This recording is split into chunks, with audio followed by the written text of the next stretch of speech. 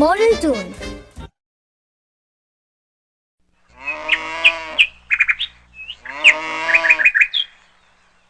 सुंदरपुर गांव के बाहरी हिस्से में एक पुराना लेकिन मजबूत मकान था। उसी घर में सोमनाथ अपने दो बेटों आर्यन और रोहन के साथ रहता था। आर्यन बचपन से ही मेहनती, जिम्मेदार और समझदार था, जबकि रोहन को आराम करना सबसे ज्यादा पसंद था। काम से बचने के लिए उसके पास हमेशा कोई न कोई बहाना तैयार रहता था। रोहन बेटा, अब उठ भी जा। सुबह कब की बीत चुकी है। खेत में आज बहुत सारा काम पड़ा है और इस बार तुझे भी हमारे साथ चलना होगा। पिताजी, बस थोड़ी देर और आराम करने दीजिए। रात भर नींद ठीक से नहीं आई, आंखें अभी भी भारी लग रही हैं। मैं वादा करता हूं, कल से जल्दी उठ जाऊंगा। बेटा, यह कल से वाली बात मैं न जाने कितनी बार सुन चुका हूं, लेकिन तेरे उस कल का आज तक कोई पता नहीं चला। अगर तू इसी तरह आलस करता रहा तो आगे चलकर बहुत परेशानियां झेलनी पड़ेंगी। आप बेकार में चिंता करते हैं पिताजी।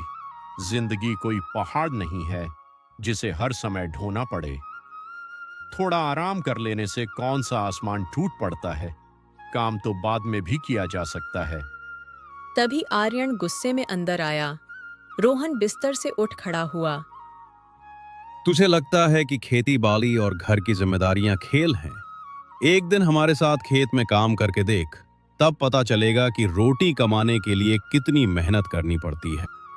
भैया, आप तो हर बात को बहुत बड़ा बना देते हो। वैसे भी आप सब कुछ संभाल ही लेते हो। अगर मैं एक दिन काम न करूं तो कौन सा बड़ा नुकसान हो जाएगा। नुकसान तुरंत दिखाई नहीं देता रोहन, लेकिन जब कोई अपनी जिम्मेदारी से भागता है तो उसका असर धीरे धीरे पूरे परिवार पर पड़ता है। घर केवल एक व्यक्ति की मेहनत से नहीं चलता, हर सदस्य का योगदान जरूरी होता है। आज तुझे ये बात छोटी लग रही है, लेकिन जब तेरे ऊपर अपने परिवार की जिम्मेदारी आएगी तब तू खुद समझ जाएगा। भैया, आप हर वक्त जिम्मेदारी और मेहनत की बातें करते रहते हो। जिंदगी का आनंद लेना भी कोई चीज होती है। हर समय काम में लगे रहने से इंसान जीना ही भूल जाता है। आनंद तभी अच्छा लगता है बेटा, जब वह मेहनत के बाद मिले। बिना परिश्रम के मिलने वाली सुविधा कुछ समय तो अच्छी लगती है, लेकिन वह कभी सच्चा संतोष नहीं देती। आर्यन जो कह रहा है वह तेरे भले के लिए कह रहा है। अभी तू उसकी बातों को हल्के में ले रहा है, लेकिन समय आने पर यही बातें तुझे याद आएंगी। रोहन, अब बहुत हो चुका। रोज रोज तेरे बहाने सुनकर मैं भी थक गया हूं। आज तू मेरे साथ खेत जरूर चलेगा। अब सारा बोझ मैं अकेला नहीं उठाने वाला। भैया, मुझे मजबूर मत कीजिए। आज मेरा बिल्कुल मन नहीं है काम करने का। आप लोग क्यों नहीं समझते कि मुझे थोड़ी शांति और आराम चाहिए। दोनों भाइयों के बीच बढ़ती बहस देखकर सोमनाथ तुरंत बीच में आ गया। वह नहीं चाहता था कि बात ज्यादा आगे बढ़े। बस करो तुम दोनों। झगड़ने से किसी समस्या का समाधान नहीं निकलेगा। रोहन अभी नासमझी कर रहा है, लेकिन मुझे विश्वास है कि एक दिन इसे अपनी गलती का एहसास जरूर होगा। पिताजी, मुझे लगता है केवल समझाने से अब बात नहीं बनेगी। जब तक इसे खुद मेहनत और जिम्मेदारी का महत्व महसूस नहीं होगा, तब तक ये नहीं बदलेगा। हमें कोई ऐसा तरीका ढूंढना होगा जिससे इसे अपनी भूल का एहसास हो। शायद तुम सही कह रहे हो बेटा। हमने इसे प्यार से भी समझाया और डांट कर भी, लेकिन कोई फर्क नहीं पड़ा। अब समय आ गया है कि इसे जीवन का कोई ऐसा अनुभव मिले जो इसे अंदर से बदल दे। आप दोनों चाहे जितनी योजनाएं बना लो, मैं अपनी आदतें नहीं बदलने वाला। मुझे जैसे रहना पसंद है मैं वैसे ही रहूंगा। किसी के कहने या डांटने से मुझ पर कोई असर नहीं पड़ने वाला। रोहन को यह बिल्कुल अंदाजा नहीं था कि आने वाले दिनों में एक ऐसी घटना होने वाली है जो उसकी सोच, उसकी आदतों और उसकी पूरी जिंदगी को बदल कर रख देगी। आखिरकार समझाते समझाते थक चुके सोमनाथ और आर्यन ने रोहन को उसके हाल पर छोड़ दिया और खेतों की ओर निकल पड़े। रास्ते भर दोनों के मन में रोहन की चिंता बनी रही। उन्हें समझ नहीं आ रहा था कि उसे सही राह पर कैसे लाया जाए। पिताजी, मुझे लगता है अब हमें किसी बुद्धिमान और अनुभवी व्यक्ति की सलाह लेनी चाहिए। शायद कोई ऐसा उपाय मिल जाए जिससे रोहन को अपनी जिम्मेदारियों का एहसास हो सके। तुम ठीक कह रहे हो बेटा। हमने उसे प्यार से भी समझाया और डांट कर भी, लेकिन कोई फायदा नहीं हुआ। अगर अब भी कुछ नहीं किया गया तो वह अपने भविष्य को खुद नुकसान पहुंचा देगा।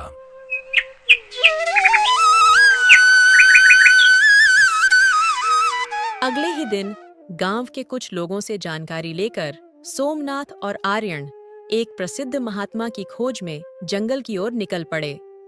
जैसे जैसे वे आगे बढ़ते गए, जंगल और अधिक घना होता गया। लंबा रास्ता तय करने के बाद दोनों थक गए और एक विशाल पेड़ की छाया में बैठकर कुछ देर आराम करने लगे। पिताजी, मन में कई तरह के विचार आ रहे हैं। समझ नहीं पा रहा कि हम जो कर रहे हैं वो सही है या नहीं।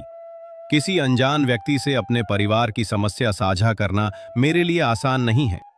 बेटा, जब पुराने उपाय काम करना बंद कर दें तो नए रास्तों की तलाश करनी पड़ती है। हम यह सब रोहन की भलाई के लिए कर रहे हैं। अगर हमने अभी कोशिश नहीं की तो बाद में पछताना पड़ सकता है। मैं बस यही चाहता हूं कि रोहन अपनी गलती खुद समझे। अगर किसी पर बदलाव थोपा जाए तो वो ज्यादा समय तक नहीं टिकता। इंसान तभी सच में बदलता है जब उसके भीतर से इच्छा पैदा हो।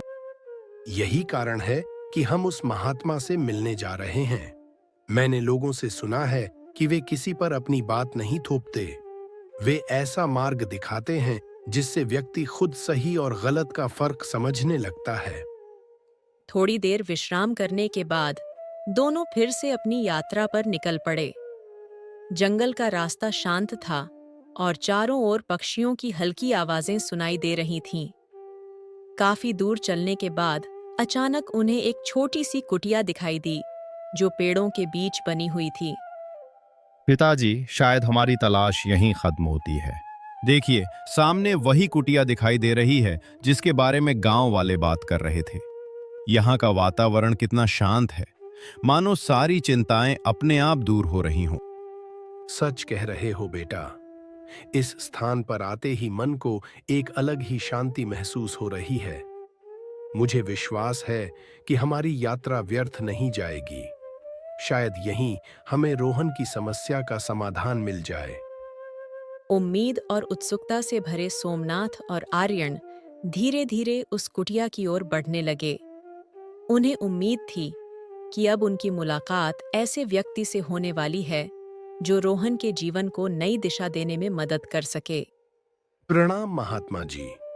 हम बहुत आशा लेकर आपके पास आए हैं। हमारे परिवार में एक ऐसी समस्या है जिसने हमारी चिंता बढ़ा दी है। कृपया हमें मार्ग दिखाइए। स्वागत है पुत्रों। तुम लोगों के चेहरे देखकर ही समझ गया हूं कि तुम किसी गहरी चिंता में हो। तुम्हारी परेशानी तुम्हारे छोटे बेटे रोहन से जुड़ी है, जो जिम्मेदारियों से दूर भागता है और मेहनत को बोझ समझता है। महात्मा जी, आपने बिल्कुल सही पहचाना। रोहन की यही आदत हमें सबसे ज्यादा परेशान करती है। हमने उसे समझाने की हर संभव कोशिश की, लेकिन उसकी सोच में कोई बदलाव नहीं आया। गुरुदेव, हमने उसे प्यार से भी समझाया और कई बार सख्ती भी की। कुछ समय के लिए वो हमारी बातें सुन लेता है, लेकिन फिर वही पुरानी आदतों में लौट जाता है। अब हमें समझ नहीं आ रहा कि उसकी मदद कैसे करें। तुम दोनों उसकी भलाई चाहते हो, ये अच्छी बात है। लेकिन एक बात याद रखो, किसी व्यक्ति को बाहर से बदलना कठिन होता है। वास्तविक परिवर्तन तब शुरू होता है जब इंसान स्वयं अपनी कमी को पहचानता है। यही तो हमारी सबसे बड़ी चिंता है महात्मा जी। रोहन को अपने आलस में कोई बुराई दिखाई ही नहीं देती। उसे लगता है कि आराम ही जीवन का सबसे बड़ा सुख है। ऐसे में हम उसे सही रास्ता कैसे दिखाएं? उपदेश सुनकर बहुत कम लोग बदलते हैं, लेकिन जब जीवन उन्हें उनके कर्मों का परिणाम दिखाता है, तब उनकी सोच बदलने लगती है। अनुभव वह शिक्षक है जो सबसे गहरी सीख देता है। गुरुदेव, क्या कोई ऐसा उपाय है जिससे रोहन बिना दबाव के खुद अपनी गलती समझ सके? हम नहीं चाहते कि वो डर या मजबूरी में बदले। हम चाहते हैं कि वो स्वयं मेहनत का महत्व जाने। महात्मा कुछ क्षणों तक शांत बैठे रहे। फिर उन्होंने अपने गले में पहनी हुई एक सुंदर माला उतारी। माला साधारण दिखाई दे रही थी, लेकिन उसके मोतियों में एक अलग ही चमक थी। महात्मा जी, यह माला किस प्रकार हमारी सहायता कर सकती है? कृपया हमें विस्तार से बताइए। यदि रोहन मन लगाकर परिश्रम करेगा तो समय के साथ इस माला का प्रत्येक मोती सोने जैसा चमकने लगेगा। लेकिन यह परिवर्तन एक दिन में नहीं होगा। इसके लिए उसे लगातार 6 महीनों तक मेहनत और अनुशासन का पालन करना होगा। वास्तव में महात्मा का उद्देश्य कोई चमत्कार दिखाना नहीं था। वे जानते थे कि रोहन को सीधे समझाने से कोई लाभ नहीं होगा। इसलिए उन्होंने ऐसा उपाय चुना जो उसकी जिज्ञासा और लालच दोनों को जगाकर उसे मेहनत की ओर प्रेरित कर सके। तो इसका अर्थ ये है कि रोहन अपनी मेहनत का परिणाम इस माला में देख सकेगा। शायद जब उसे अपने प्रयासों का असर दिखाई देगा, तब वो मेहनत का महत्व भी समझ पाएगा। बिल्कुल, जब इंसान अपने कर्मों का फल अपनी आंखों के सामने देखता है तो उसे बार बार समझाने की आवश्यकता नहीं पड़ती। वह स्वयं सही और गलत का निर्णय करने लगता है। लेकिन महात्मा जी, अगर रोहन को इस बात पर विश्वास ही न हुआ तो वह अक्सर गंभीर बातों को भी मजाक समझ लेता है। कहीं वह इस माला को भी खेल न समझ बैठे। चिंता मत करो। हर व्यक्ति के भीतर जानने की इच्छा छिपी होती है। बस उसे जगाने वाला एक कारण चाहिए। ये माला वही कारण बनेगी। जब उसके मन में उत्सुकता पैदा होगी, तब वो स्वयं आगे बढ़ेगा। पिताजी, मुझे लगता है हमें ये अवसर अवश्य अपनाना चाहिए। शायद यही वो उपाय है जिसकी हम इतने दिनों से तलाश कर रहे थे। यदि इससे रोहन की सोच बदल जाए तो हमारा उद्देश्य पूरा हो जाएगा। आप सही कह रहे हो बेटा।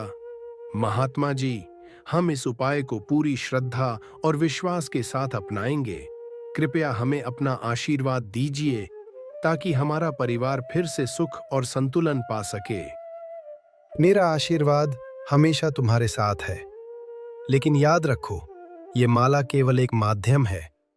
असली शक्ति किसी वस्तु में नहीं, बल्कि इंसान की इच्छा और उसके प्रयासों में होती है। यदि रोहन ने सच में मेहनत करना शुरू कर दिया तो उसका जीवन स्वयं बदल जाएगा। महात्मा के शब्दों से प्रेरित होकर सोमनाथ और आर्यन ने माला को आदरपूर्वक ग्रहण किया। उनके मन में एक नई उम्मीद जाग चुकी थी। दोनों कुटिया से बाहर निकले और रोहन के भविष्य को लेकर पहले से कहीं अधिक आशावान दिखाई दे रहे थे। पिताजी, अब सब कुछ इस पर निर्भर है कि रोहन इसे किस तरह स्वीकार करेगा। अगर उसने इसे गंभीरता से लिया तो उसकी जिंदगी बदल सकती है। लेकिन अगर मजाक बनाया तो शायद पिताजी हमारे किए कराए पर पानी फिर जाएगा। हाँ बेटा, अब यही हमारी आखिरी उम्मीद है। या तो यह उसे बदल देगी या फिर हमें सच का सामना करना ही पड़ेगा। शायद हम उसे कभी न बदल पाएं। रोहन आंगन में आराम से लेटा हुआ है। सोमनाथ और आर्यन घर में प्रवेश करते हैं। अरे पिताजी, आज तो जल्दी लौट आए आप लोग। लगता है खेत के काम ने आज आपको भी थका दिया, या फिर आपने भी थोड़ा आराम करने का फैसला कर लिया। हम काम से नहीं थकते रोहन, लेकिन तेरी आदतों से जरूर थक चुके हैं। आज हम तेरे लिए कुछ खास लेकर आए हैं जो शायद तुझे बदल सके। अच्छा, फिर से कोई नई सीख मिलने वाली है क्या, या आज कोई नया भाषण सुनने को मिलेगा? बताइए, क्या लाए हैं आप लोग? देखते हैं इस बार क्या नया है। सोमनाथ ने माला को रोहन को दिखाया और बोला, बेटा, यह कोई साधारण चीज नहीं है। हम इसे बहुत दूर से लाए हैं। इसमें एक ऐसा रहस्य छिपा है जो तेरी जिंदगी बदल सकता है। अरे वाह पिताजी, अब माला से जिंदगी बदलेगी क्या? यह भी कोई नया तरीका है मुझे सुधारने का? कहीं यह भी कोई बहाना तो नहीं मुझे काम करवाने का? मजाक मत कर रोहन, इस बार बात सच में अलग है। हम इसे किसी साधारण आदमी से नहीं, एक ज्ञानी बाबा से लेकर आए हैं। सच में आप लोग बाबा के पास गए थे क्या? मैं इतनी बड़ी परेशानी बन गया हूं कि आपको मेरे लिए अब साधुओं के पास जाना पड़ रहा है। क्या मैं आपके लिए इतना खास हूं? हाँ बेटा, तू हमारे लिए खास है। हम तेरे लिए इतना सब कर रहे हैं। हम नहीं चाहते कि तू अपनी जिंदगी यूं ही बर्बाद करे। हम चाहते हैं कि तू मेहनती और सफल बने। अपने पिता की ऐसी बातें सुनकर रोहन थोड़ा गंभीर हो जाता है। ठीक है पिताजी, बताइए ये माला क्या करती है? मैं भी जानना चाहता हूं। इतना खास क्या है इसमें? यह सच में कोई जादू तो नहीं या फिर बस एक और कहानी है? इस माला के हर मनके के अंदर जादू है। जब तू मेहनत करेगा तो यह माला सोने की माला बन जाएगी। लेकिन एक शर्त है, तुझे बिना आलस किए 6 महीनों तक कड़ी मेहनत करनी होगी, तभी यह चमत्कार होगा। हाँ बेटा, यह पूरी तरह सच है। उन बाबा ने कहा कि यह माला जब सोने की बनेगी तो यह बेशकीमती माला बन जाएगी। अगर यह बात सच निकली तो मेरी तो किस्मत चमक जाएगी। सिर्फ 6 महीनों तक मेहनत और फिर पूरी जिंदगी ऐश ही ऐश, इससे अच्छा सौदा भला क्या हो सकता है? ठीक है पिताजी, मैं भी देख लेता हूं आखिर ये माला कितना जादू दिखाती है। अगर कुछ नहीं हुआ तो आप दोनों मान जाओगे कि मैं सही था और मुझे कभी ताना नहीं मारोगे। और अगर बदलाव दिखा तो तुझे मानना पड़ेगा कि तू गलत था, और फिर तुझे खुद को बदलना होगा। ठीक है ना? ठीक है भैया, ये सौदा मंजूर है। मैं अगले 6 महीनों तक मेहनत करके देखूंगा, लेकिन यह आखिरी बार होगा। इसके बाद कोई मुझे मजबूर नहीं करेगा।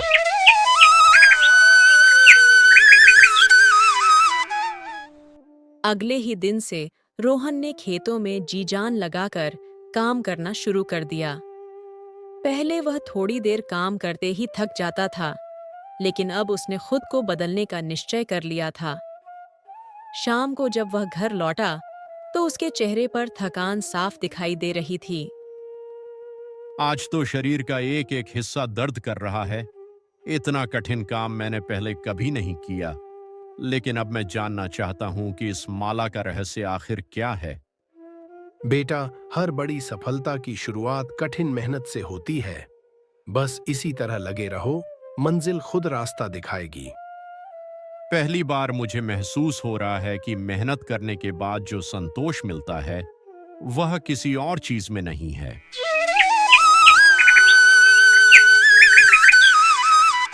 अगले दिन सूरज निकलने से पहले ही रोहन की आंख खुल गई। वह बिना किसी के जगाए उठ खड़ा हुआ। अगर मुझे सच जानना है तो मुझे मेहनत का यह सफर जारी रखना होगा। बाहर आर्यन कुछ काम कर रहा था।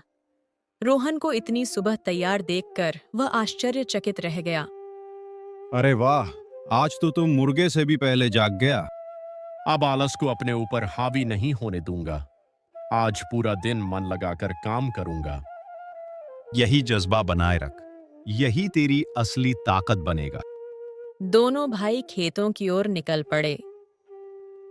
भैया, यह काम शुरुआत में इतना मुश्किल क्यों लगता है? क्योंकि शरीर और मन दोनों नई आदत अपनाने में समय लेते हैं, लेकिन जो लगातार मेहनत करता है उसके लिए यही काम आसान हो जाता है।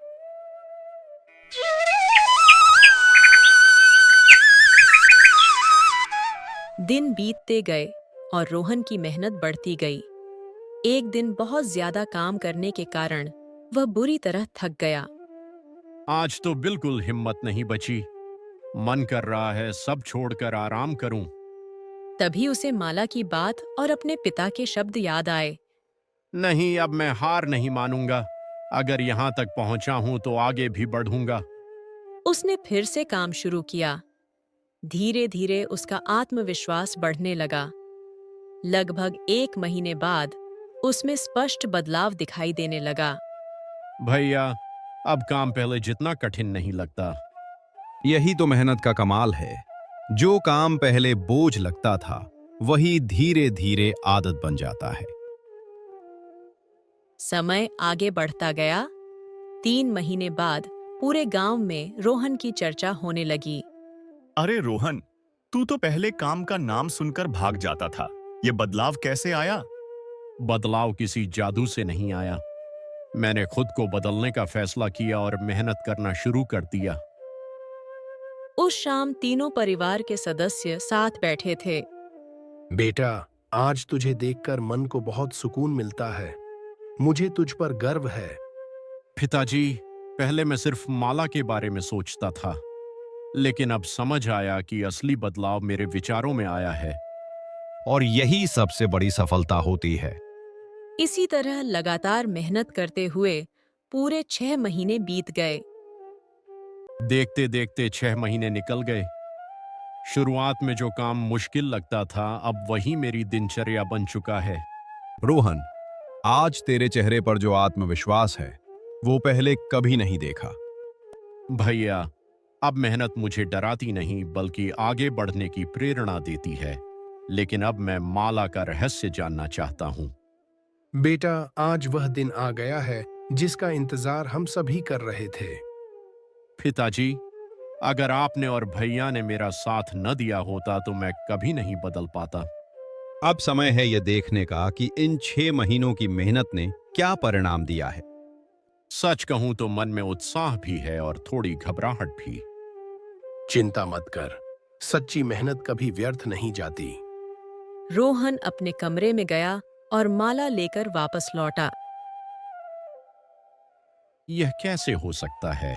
इसकी चमक तो पहले से बिल्कुल अलग हो गई है। उसने गौर से देखा। माला के सभी मनके सुनहरे रंग में चमक रहे थे। क्या सचमुच यह सोने जैसी हो गई है? बेटा, यह तेरी लगन और मेहनत का प्रतीक है। अब यह माला मेरे लिए किसी खजाने से कम नहीं है। यह मुझे मेरे संघर्ष की याद दिलाएगी। और ये हमेशा याद दिलाएगी कि मेहनत का कोई विकल्प नहीं होता। मैं वचन देता हूं कि अब कभी आलस को अपनी जिंदगी पर हावी नहीं होने दूंगा। रोहन की आंखों में आत्मविश्वास और खुशी की चमक साफ दिखाई दे रही थी। शाम ढल चुकी थी। खेतों पर सुनहरी रोशनी फैली हुई थी। रोहन खेत के किनारे बैठा, हाथ में माला लिए पिछले 6 महीनों की मेहनत को याद कर रहा था। पहले मुझे लगता था कि यह माला मेरी किस्मत बदलेगी, लेकिन अब समझ आया है कि मेहनत ही असली जादू है। तभी गांव का लालची स्वभाव का व्यक्ति रघु वहां पहुंचा। उसकी नजर माला पर टिक गई। रोहन, ये माला बड़ी अनोखी लग रही है। अगर बेचनी हो तो मैं अच्छी कीमत देने को तैयार हूँ। नहीं रघु भाई, यह माला बिकाऊ नहीं है। आखिर ऐसी क्या खास बात है इसमें? यह सिर्फ माला नहीं, मेरी मेहनत और संघर्ष की निशानी है। इसकी कीमत पैसों से नहीं लगाई जा सकती। तभी आर्यन और सोमनाथ भी वहां आ गए। क्या बात है रघु? कुछ नहीं, बस माला खरीदने की बात कर रहा था। बेटा, दुनिया की हर चीज धन से नहीं खरीदी जा सकती। कुछ चीजों की कीमत उनसे जुड़ी मेहनत और भावनाओं से तय होती है। रघु वहां से चला गया, लेकिन उसके मन में माला पाने की इच्छा अभी भी थी। पिताजी, आज मुझे समझ आया कि मेहनत से कमाई हुई चीज की असली कीमत वही जानता है जिसने उसके लिए संघर्ष किया हो। असली जादू किसी माला या चमत्कार में नहीं, बल्कि मेहनत, अनुशासन और धैर्य में होता है। जो व्यक्ति खुद को बदल लेता है, उसकी किस्मत भी बदलने लगती है। दोस्तों, अगर आपको रोहन की ये प्रेरणादायक कहानी पसंद आई हो तो वीडियो को लाइक ज़रूर करें। ऐसी ही सीख देने वाली और दिलचस्प कहानियाँ देखने के लिए हमारे चैनल को सब्सक्राइब करें और बेल आइकन दबाना न भूलें। मिलते हैं अगली शानदार कहानी के साथ। धन्यवाद।